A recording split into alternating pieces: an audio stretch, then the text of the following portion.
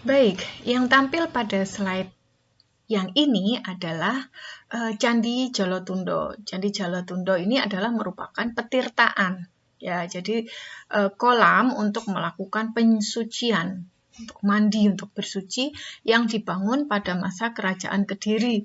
Konon di tempat ini juga pernah dipakai sebagai tempat untuk melakukan meditasi atau pertapaan. Ya, letaknya di lereng Gunung Penanggungan di Selo Liman, Trawas, di Kota Mojokerto.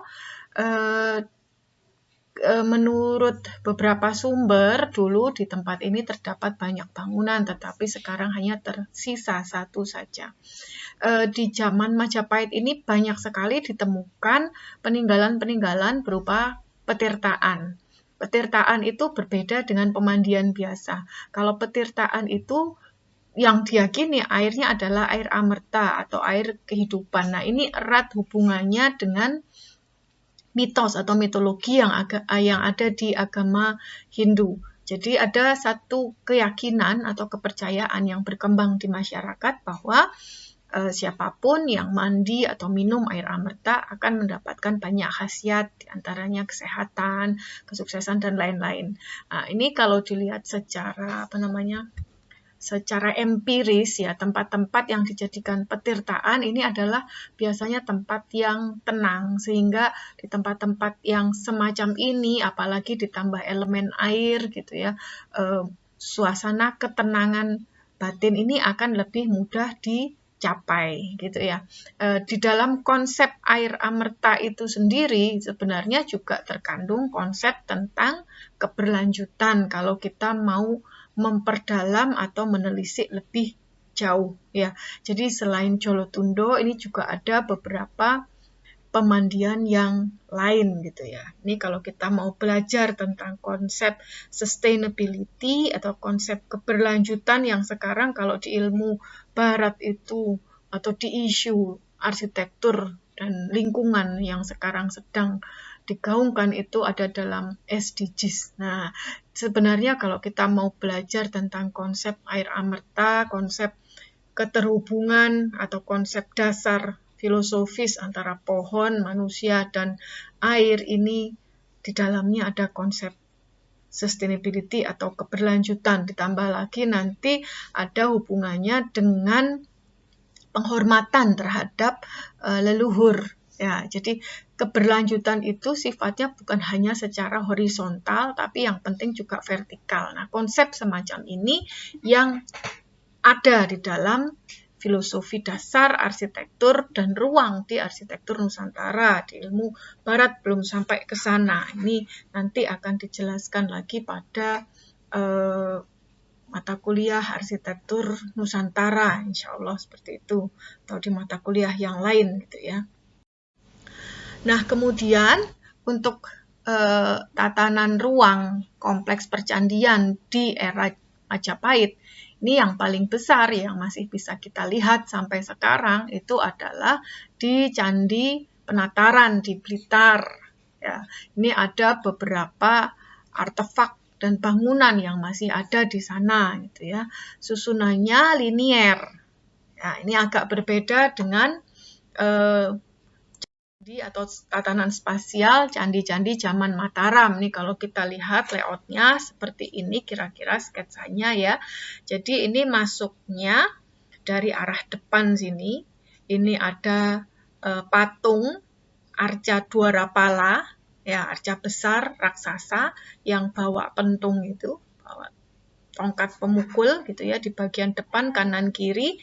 Kemudian di area berikutnya itu ada bebatur dengan umpak, ada 4 umpak di situ. Nah, kemungkinan di bagian depan dulu ini ada beberapa bangunan kayu, tempat untuk berkumpul dan melakukan persiapan ritual keagamaan.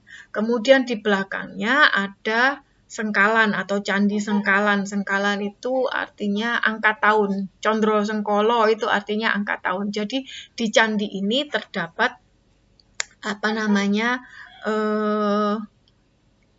angka, terdapat gambar yang kalau diterjemahkan menunjukkan tahun pembuatannya. Jadi ada candra sengkalanya, maka disebut dengan sengkalan gitu di sini. Oh ya, di depannya ini ada di belakangnya ini ada Candi Naga. Jadi ini ada sengkalanya di sini, kemudian ada Candi Naga. Candi Naga di belakangnya, jadi ada candi kecil letaknya pada sumbu simetrisnya ya. Jadi kalau susunan ini kita tarik sumbu simetrisnya, itu letak Candi Naga itu di tengah-tengahnya, tengah-tengah pas di sumbu simetrinya. Itu sebuah candi kecil yang ada relief naga di bagian badan candi. Relief naganya itu mengelilingi bagian badan candi. Ini kemungkinan ada hubungannya dengan mitologi Candi Basuki ya, air amerta itu. Candi Basuki itu melilit gunung Meru atau Gunung Mandara yang dimasukkan ke dalam samudra Mantana untuk memutar gunung itu tadi sehingga mendapatkan air amerta dari dasarnya. Ini mitologinya semacam itu. Nah, di susunan paling belakang ini terdapat candi utama. Candi utamanya ini sekarang tinggal bagian kaki ya dan sebagian badan. Bagian badan atas dan atapnya itu sudah runtuh. Nah, ini kalau kita lihat susunannya dari depan sampai ke belakang, ini ternyata yang utama itu ada di susunan paling belakang. Nah, ada lagi bangunan pendukung di bagian paling belakang. Ini adalah tempat untuk melakukan pensucian, untuk mandi ya, airnya bening sekali di sini, sampai sekarang masih bening sumbernya. Nah, sebenarnya kompleks candi ini tidak berdiri sendiri. Jadi dalam konteks lanskap yang sangat luas, dia terkait dengan gunung yang ada di belakangnya. Nah, ini bedanya dengan candi di zaman Mataram kuno. Kalau candi zaman Mataram kuno itu susunannya memusat. Yang bagian tengah itu diibaratkan sebagai gunungnya.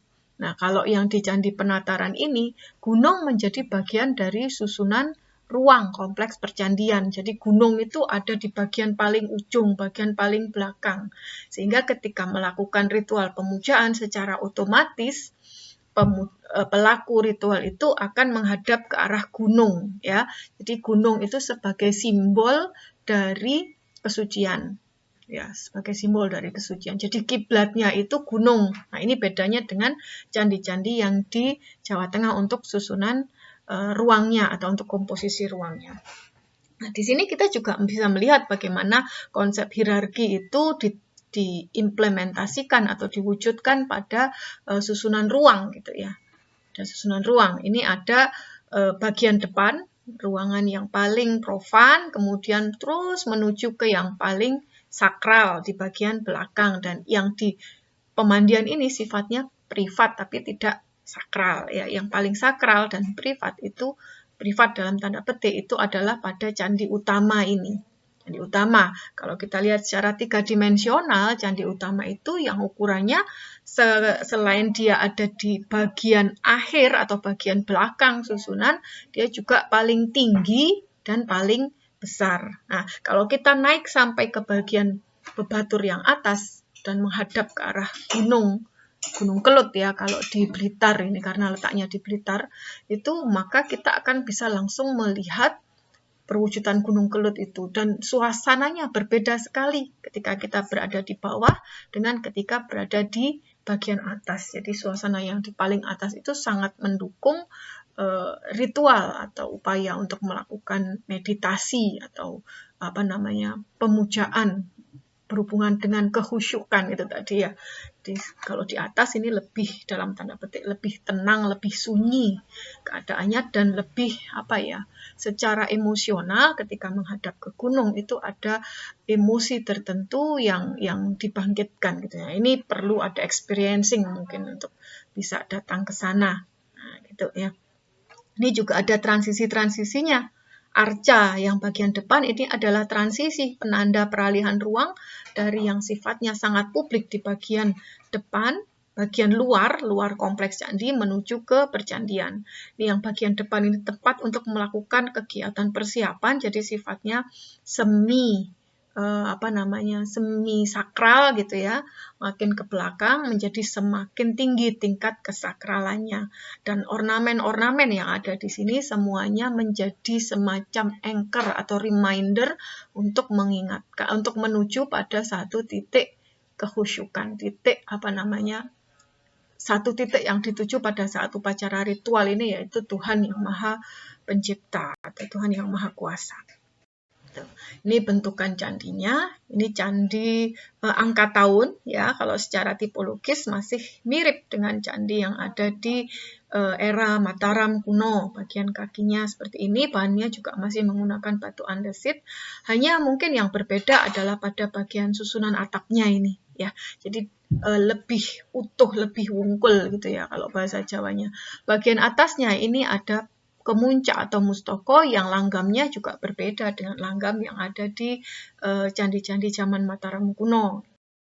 Kemudian ini candi penataran, candi induknya ya. Ini candi induknya, jadi sekarang tersisa bagian kakinya saja, dan ini terdiri dari 3 tingkatan. Ini kalau orang berdiri di sini, ini masih berada di bawah tingkatan yang pertama. Jadi ini memang tinggi sekali, dan kemungkinan bagian atasnya seperti Pura Yehgangga yang di Bali. Jadi atapnya bertumpuk-tumpuk ini seperti pura. Bagian badannya dari batu, kemudian bagian atapnya dari struktur kayu yang sangat tinggi. Nah, ini tentu saja rentan roboh gitu kalau terlalu tinggi. Ini kemungkinannya seperti itu karena ini dibangun pada Pura Yehgangga ini dibangun pada era yang sama, dan bentuk bangunan semacam Pura Yehgangga ini juga ditemukan pada relief di Candi Penataran dan Candi Jago. Nah, ini jadi perkembangan bentuk candi sudah menjadi sangat berbeda dengan langgam arsitektur candi zaman Mataram kuno, apalagi yang ada di India. Ini sudah menemukan bentuknya sendiri gitu ya.